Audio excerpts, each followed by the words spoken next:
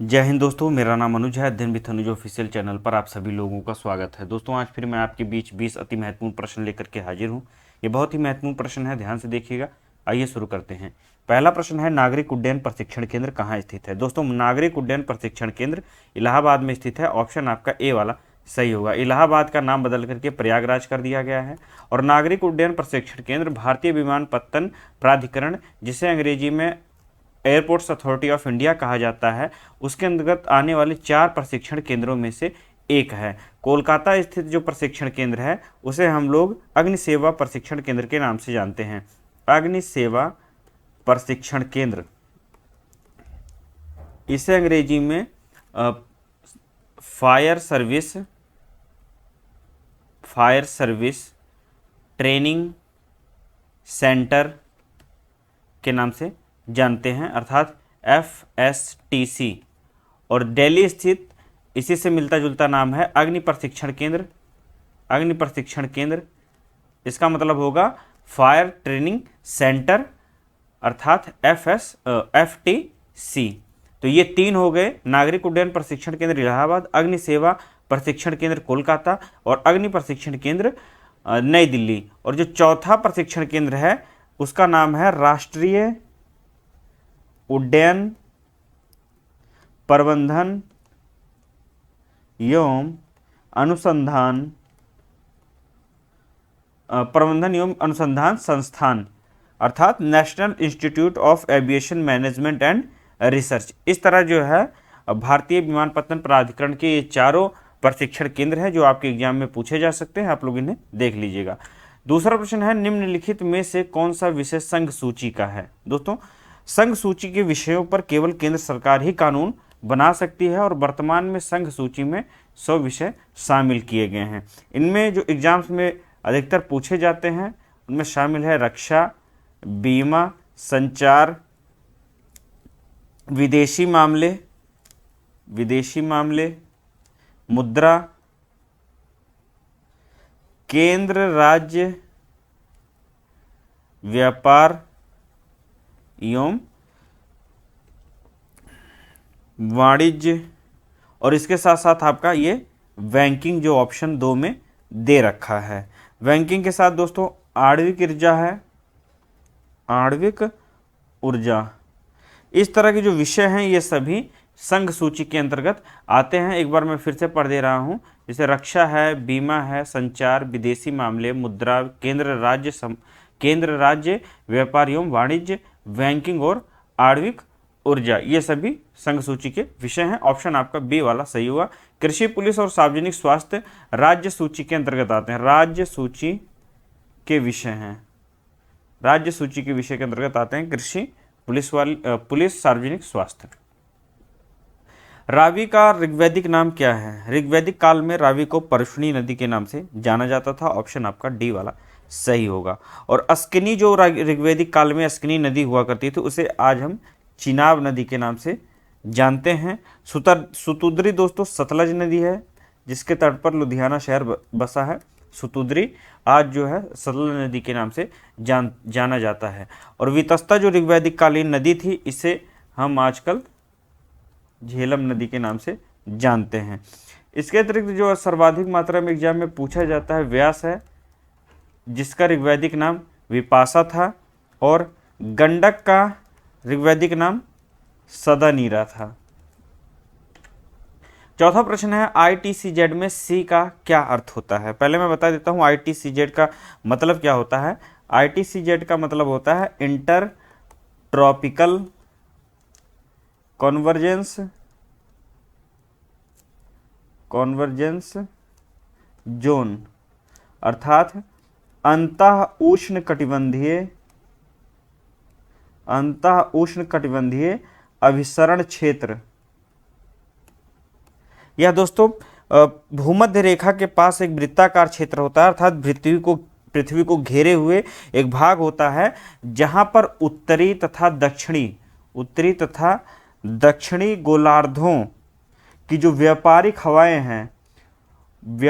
हवाएं आपस में आकर के मिलती हैं, व्यापारिक पवनें आपस में आकर के मिलती हैं। इसी क्षेत्र को हम लोग इंटर ट्रॉपिकल कन्वर्जेंस जोन अर्थात अंतः उष्णकटिबंधीय अभिसरण क्षेत्र के नाम से जानते हैं। और यही कन्वर्जेंस जो है आपका ऑप्शन डी में है, ऑप्शन डी वाला सही होगा, जिसका अर्थ होता है अभिसरण।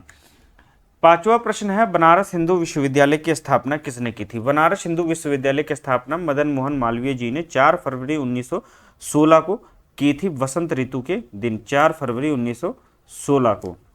रविंद्रनाथ टैगोर ने शांति निकेतन की स्थापना की, शांति निकेतन 1901 में। और देवेंद्रनाथ टैगोर जी के द्वारा तत्व बोधिनी सभा की स्थापना की गई, तत्व बोधिनी सभा की 1839 में। और ठीक इसी के 100 वर्ष बाद फॉरवर्ड ब्लॉक की स्थापना की गई थी सुभाष चंद्र बोस जी के द्वारा। फॉरवर्ड ब्लॉक की स्थापना 1939 में।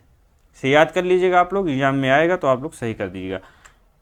छठवां प्रश्न है, लोकसभा की संरचना का प्रावधान किस अनुच्छेद के अंतर्गत किया गया है? दोस्तों, लोकसभा की संरचना का प्रावधान अनुच्छेद 81 में वर्णित है, ऑप्शन आपका ए वाला सही होगा। लोकसभा को प्रथम या निचला सदन कहा जाता है, प्रथम या निचला सदन कह करके पुकारते हैं। इसकी अधिकतम जो संख्या है 552 हो सकती है, वर्तमान में इसकी संख्या 545 है। वर्तमान में लोकसभा में सदस्यों की संख्या 545 है। अनुच्छेद 331 के अंतर्गत यह प्रावधान किया गया है कि राष्ट्रपति द्वारा 2 आंग्ल भारतीय वर्ग के लोगों को लोकसभा में मनोनीत किया जाएगा। कौन करेगा? राष्ट्रपति करेंगे, अनुच्छेद 331 में है। और अनुच्छेद 330 में प्रावधान है कि एससीज और एसटीज अर्थात अनुसूचित जाति और अनुसूचित जनजाति के लिए आरक्षण का प्रावधान होगा, जिसमें जो है 84 सीटें एससी को हैं मिली और एसटी को 47 सीटें, 47 स्थान अनुसूचित जनजाति के लिए और 84 स्थान अनुसूचित जाति के लिए आरक्षित है अनुच्छेद 330 के तहत। दोस्तों, जो लोकसभा में सर्वाधिक सीटों वाला राज्य है उत्तर प्रदेश है। उत्तर प्रदेश में 80 लोकसभा सीटें हैं सर्वाधिक मात्रा में। और जो पहले लोकसभा स्पीकर थे गणेश वासुदेव मावलंकर जी थे। और एकमात्र महिला स्पीकर मीरा कुमार जी थीं, जो कि 15वीं लोकसभा की स्पीकर थीं। और 17वीं लोकसभा के स्पीकर ओम बिरला जी हैं, जो कि वर्तमान में भी अपने पद पर आसीन हैं, अर्थात भारत के वर्तमान लोकसभा स्पीकर ओम बिरला हैं। अगला क्वेश्चन है अगला ऑप्शन है अनुच्छेद 124। अनुच्छेद 124 में भारत में एक सर्वोच्च न्यायालय के गठन का प्रावधान है, अर्थात सुप्रीम कोर्ट के गठन का प्रावधान है। और सुप्रीम कोर्ट के वर्तमान सीजेआई अर्थात चीफ जस्टिस ऑफ इंडिया मुख्य न्यायाधीश डी.वाई. चंद्रचूड़ हैं। डी.वाई.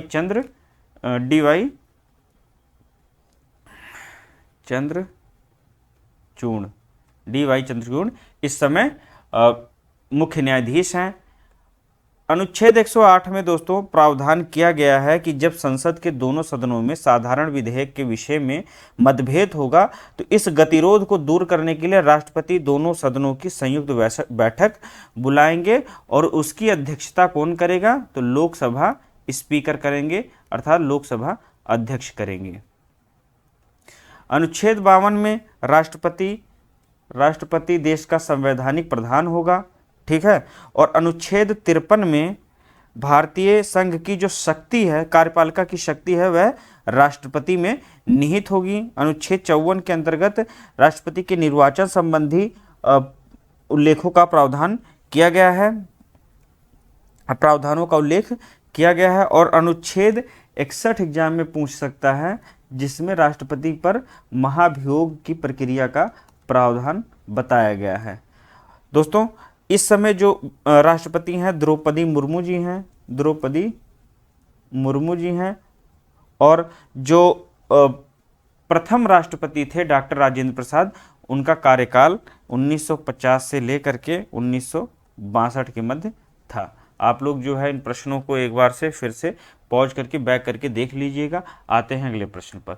7वां प्रश्न है, विटामिन के का रासायनिक नाम क्या है? दोस्तों विटामिन के का रासायनिक नाम फिलोक्विनोन है।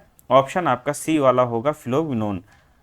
दोस्तों इसकी कमी से यदि विटामिन के की कमी हो जाती है तो रक्त का थक्का नहीं बनता है, रक्त का थक्का नहीं बनता है, जिससे हमें चोट लगती है तो खून लगातार बहता रहता है। थायमिन विटामिन बी1 का रासायनिक नाम होता है और इसकी कमी से बेरी बेरी रोग होता है, बेरी बेरी रोग हो जाता है। एस्कॉर्बिक एसिड विटामिन सी का रासायनिक नाम होता है, इसकी कमी से शरीर में जैसे एस्कर्बी रोग हो जाता है, ये एग्जाम में बहुत पूछा जाता है। और इसके अतिरिक्त मसूड़ों से खून निकलने लगता है, मसूड़े से खून आना आम समस्या हो जाती है। कैल्सीफेरोल विटामिन डी का रासायनिक नाम होता है और इसकी कमी से बच्चों में रिकेट्स रोग हो जाता है, रिकेट्स रोग हो जाता है। और जो वयस्क होते हैं, उम्र में बड़े होते हैं, उनमें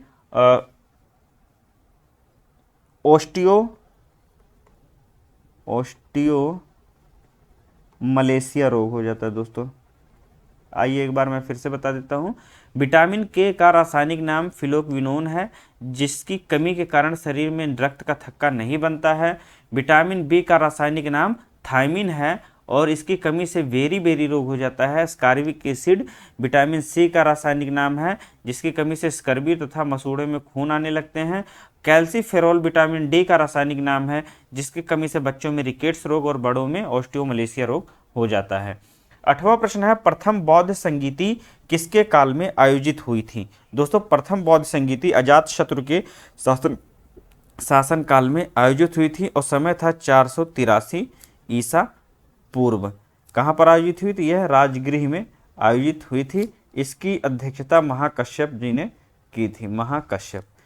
जो दूसरी बौद्ध संगीति है, द्वितीय बौद्ध संगीति, इसका आयोजन 383 ईसा पूर्व में किया गया था, 383 ईसा पूर्व में, ठीक 100 वर्ष पश्चात वैशाली में। और इसकी अध्यक्षता सबा कामी ने की थी, सबा कामी द्वारा की गई थी। और जो तीसरी बौद्ध संगीति है, इसका आयोजन अशोक के शासनकाल में हुआ था, 255 ईसा पूर्व में, पाटलिपुत्र में, और इसकी जो अध्यक्षता जिसने की थी उनका नाम था मोग्गलीपुत्र सुत। चतुर्थ बौद्ध संगीति कुषाण शासक कनिष्क के शासनकाल में हुई थी, कनिष्क के शासनकाल में चौथी बौद्ध संगीति का आयोजन किया गया था। यह समय था 72 ईस्वी लगभग, प्रथम शताब्दी ईस्वी में कुंडल वन में आयोजित हुई थी, कुंडल वन में। इसकी दोस्तों अध्यक्षता ध्यान नहीं आ रहा है, आप लोग इसको देख लीजिएगा। नेक्स्ट क्वेश्चन पर आते हैं। पूर्ण स्वराज का कब मनाया गया? दोस्तों पूर्ण स्वराज कब मनाया गया था? और प्रश्न होना चाहिए पूर्ण स्वराज कब मनाया गया था? तो पूर्ण स्वराज का प्रस्ताव कांग्रेस ने लाहौर अधिवेशन में पारित किया था।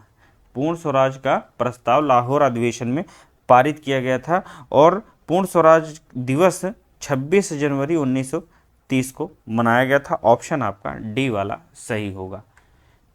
10वां प्रश्न है, गुलिवर्स ट्रेवल्स के लेखक कौन हैं? गुलिवर्स ट्रेवल्स के लेखक जोनाथन स्विफ्ट हैं। ऑप्शन आपका ए वाला सही होगा। पर्लेक्स बक की पुस्तक है गुड अर्थ। अर्नेस्ट हेमिंग्वे की पुस्तक का नाम है फेयरवेल टू आर्म्स।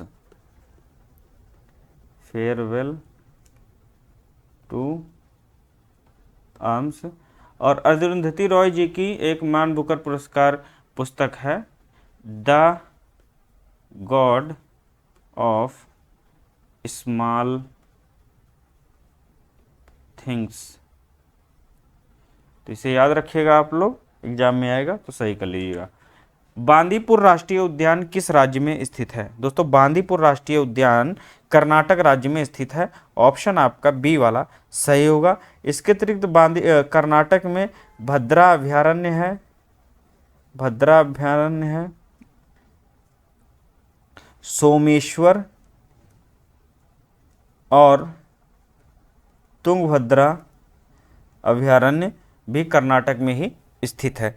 सिक्किम में कंचनजंगा राष्ट्रीय उद्यान है, जो एग्जाम में पूछा जाता है, कंचनजंगा नेशनल पार्क अर्थात राष्ट्रीय उद्यान।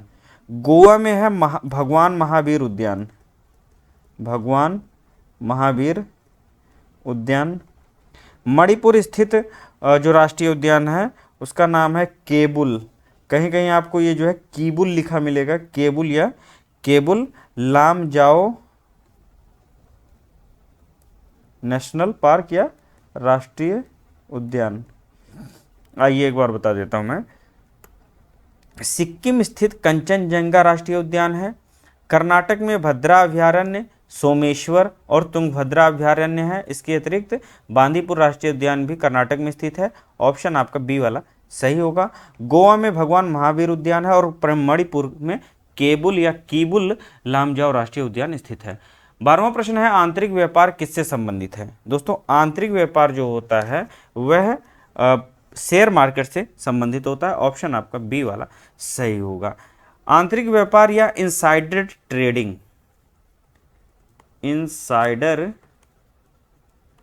इनसाइडर ट्रेडिंग शेयर मार्केट से संबंधित होता है। ये ट्रेडिंग करता कौन है? ये वे लोग होते हैं जो कंपनी या संगठन के उच्च पदों पर बैठे होते हैं, अर्थात जो है उच्च पदों पर हो या उनके पास कम से कम कंपनी का 10% शेयर हो, और इस 10% शेयर का लाभ उठा करके जो है इनसाइडर, तो इन्हें जो है इनसाइडर बोलते हैं। इनसाइडर, अगर मान लीजिए कोई किसी कंपनी में 10% स्टेक रखता है या फिर जो है किसी बड़े पद पर है, तो वह जो है इनसाइडर कहलाएगा और उसे कंपनी की गोपनीय सूचनाएं मालूम होगी, गोपनीय सूचनाओं को जानता होगा, और इन गोपनीय सूचनाओं का लाभ उठा करके, गोपनीय सूचनाओं का लाभ उठा करके यदि वो ट्रेडिंग करता है तो इसे जो है इनसाइडर ट्रेडिंग कहते हैं। इनसाइडर ट्रेडिंग या आंतरिक व्यापार कहते हैं। यह जो है ऑप्शन आपका बी वाला सही होगा। नेक्स्ट क्वेश्चन पर आते हैं। विजयनगर साम्राज्य की स्थापना किसने की थी? दोस्तों विजयनगर साम्राज्य की स्थापना हरिहर और बुक्का नामक दो भाइयों ने की थी 1336 ईस्वी में। 1336 ईस्वी में। विजयनगर का अर्थ होता है जीत का शहर, और इसे जो है उन्होंने विद्यारण्य संत के आशीर्वाद से स्थापित किया था। दो इनके संत थे, इनके गुरु थे विद्यारण्य, इनके आशीर्वाद लेकर के हरिहर बुक्का नामक दो भाइयों ने विजयनगर साम्राज्य की स्थापना की थी, और उन्होंने यहाँ पर जो है संगम वंश की नींव डाली, जो कि अपने पिता के नाम पर रखी गई थी। इनके पिता का नाम संगम था और इन्हीं के नाम पर संगम वंश की नींव रखी गई थी। और इसके खंडहार वर्तमान में तुंगभद्रा नदी के तट पर आपको मिलेंगे। तुंगभद्रा नदी के तट पर विजयनगर साम्राज्य के खंडहार मौजूद हैं। विजयनगर साम्राज्य की जो राजभाषा थी, राजभाषा तेलुगु थी। तेलुगु जो है विजयनगर साम्राज्य की राजभाषा थी। इस साम्राज्य का सबसे प्रतापी राजा देवराय प्रथम हुआ, देवराय प्रथम, और इसी के शासनकाल में इटली के जो यात्री थे, इटली के यात्री निकोलो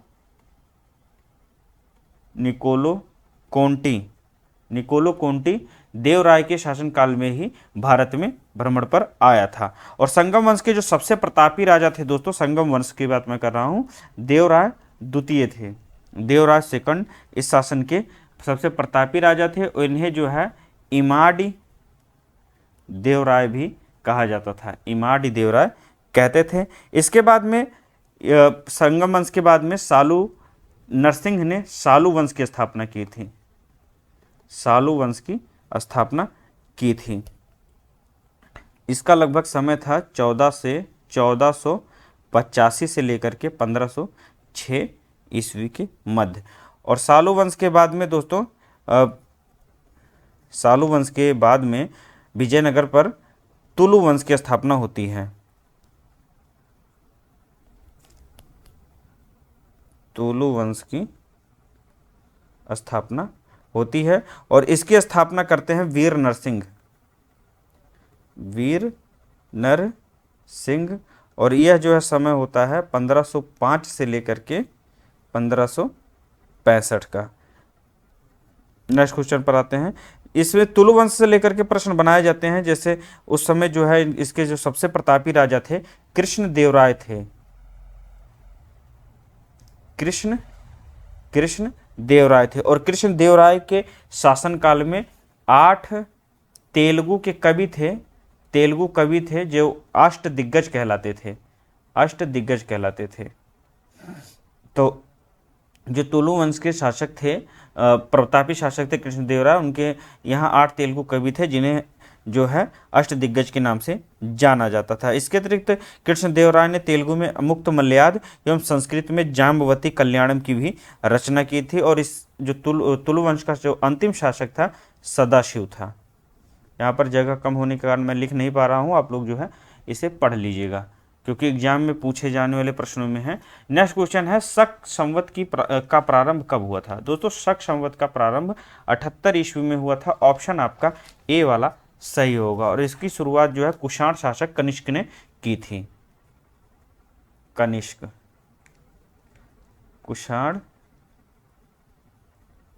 कुषाण वंशीय शासक कनिष्क के द्वारा 78 ईस्वी में शक संवत की शुरुआत की गई थी। और 319 में चंद्रगुप्त प्रथम द्वारा गुप्त संवत की शुरुआत की गई थी। गुप्त संवत की शुरुआत की गई थी। गुप्त संवत की शुरुआत 319 ईस्वी में की गई थी। और 57 ईसा पूर्व दोस्तों यहाँ होना था, 57 ईसा पूर्व में उज्जैन के एक राजा थे विक्रमादित्य। इन्होंने उज्जैन के राजा विक्रमादित्य ने विक्रम संवत चलाया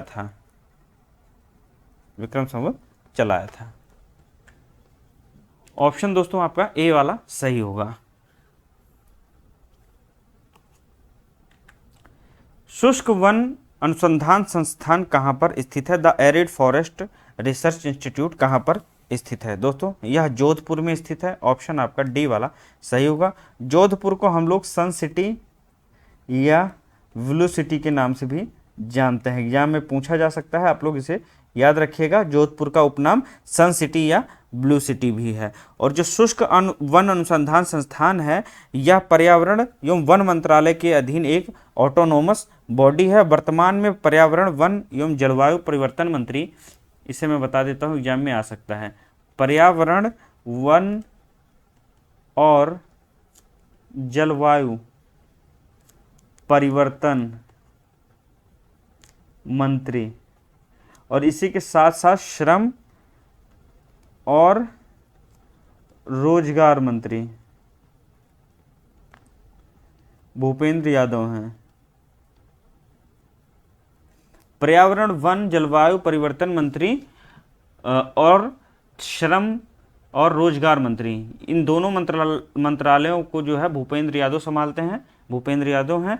और जोधपुर को सन सिटी और ब्लू सिटी कहा ही जाता है, इसको मैंने बता ही दिया।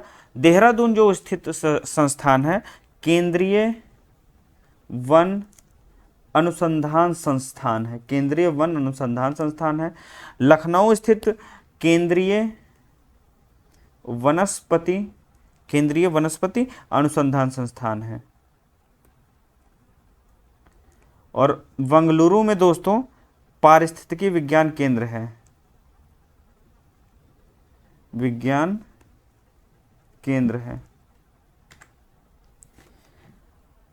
16वां प्रश्न है डेंड्रोलॉजी किसका अध्ययन है। दोस्तों डेंड्रोलॉजी काष्ठीय पौधे का अध्ययन है। ऑप्शन आपका बी वाला सही होगा। काष्ठीय पौधों का अध्ययन डेंड्रोलॉजी कहलाता है। मिट्टी का अध्ययन दोस्तों पेडोलॉजी कहलाता है। मृदा का अध्ययन या मिट्टी का अध्ययन पेडोलॉजी कहलाता है। वायु का अध्ययन एरोलॉजी कहलाता है। पानी का अध्ययन हाइड्रोलॉजी कहलाता है।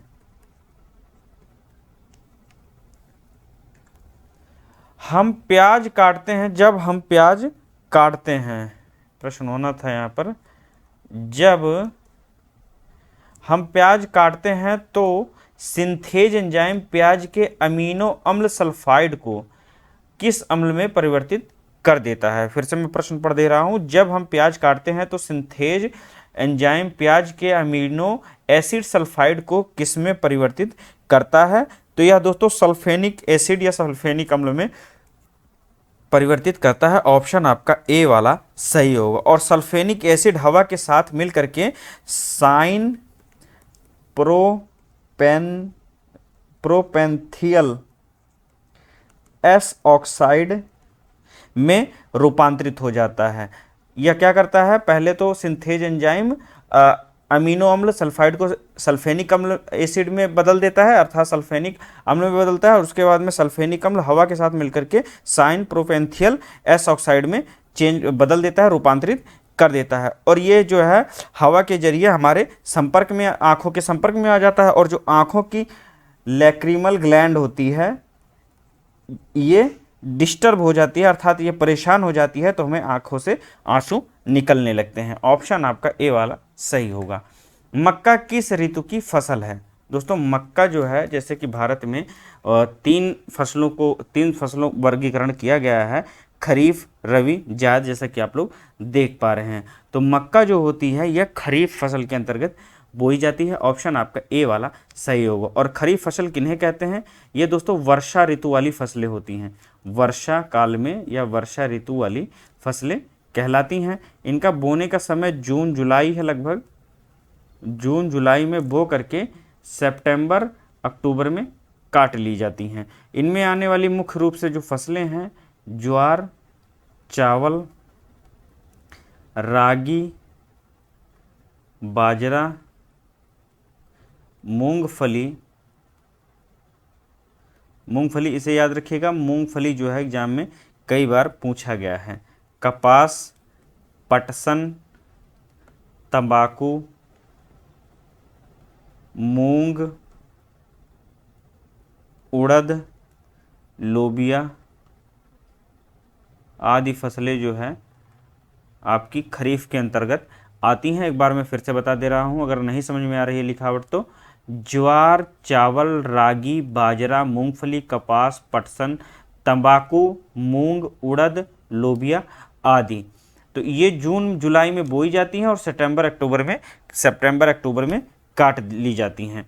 रबी की फसलें वह फसलें होती हैं जो अक्टूबर नवंबर में बोई जाएंगी, अक्टूबर से नवंबर के मध्य बोई जाती हैं और काटी कब जाएंगी, ये दोस्तों तैयार होती हैं 2-3 महीने तो फसल तैयार होने में लगता ही है।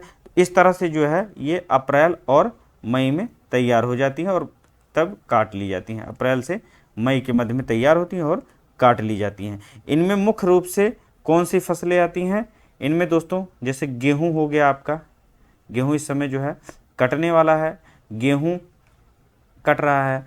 जौ, मटर भी नवंबर में बोया जाता है, सरसों, राई, ये सभी जो फसलें हैं ये रबी की फसलें होती हैं और ये सिंचाई पर निर्भर होती हैं, सिंचाई पर निर्भर होने वाली फसलें हैं।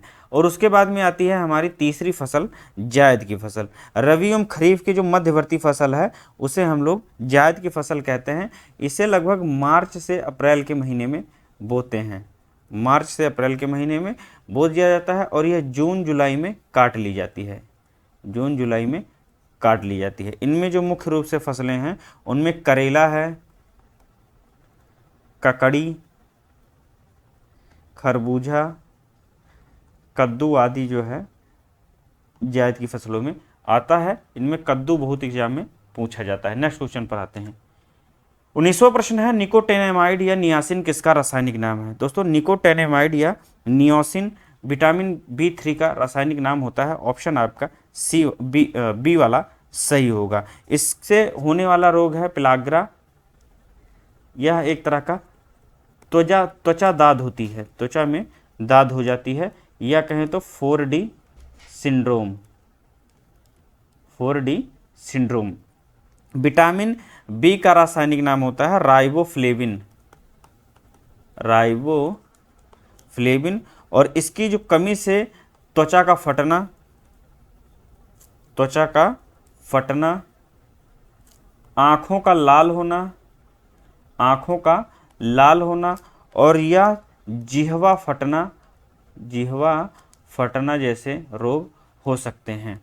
विटामिन बी5 का रासायनिक नाम होता है पैंटोथेनिक अम्ल, पैंटोथेनिक अम्ल, और इसकी कमी से बाल सफ़ेद हो जाते हैं, बाल सफ़ेद हो जाते हैं, व्यक्ति मंद बुद्धि होता है यदि अगर जो है विटामिन बी5 ना मिले तो।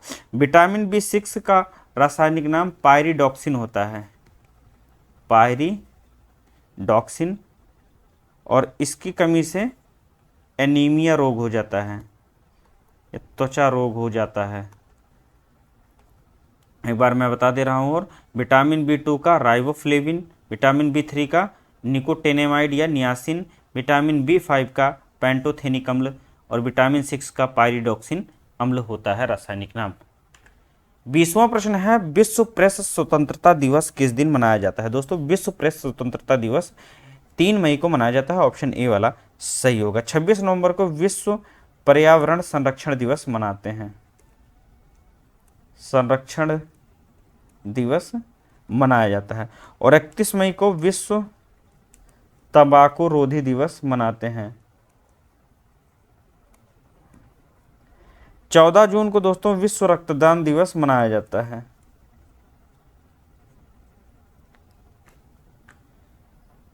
इक्कीसवां प्रश्न है, कलिंग पुरस्कार निम्नलिखित में से किस क्षेत्र में उत्कृष्ट योगदान के लिए दिया जाता है? दोस्तों कलिंग पुरस्कार विज्ञान के क्षेत्र में उत्कृष्ट योगदान के लिए दिया जाता है, ऑप्शन आपका बी वाला सही होगा।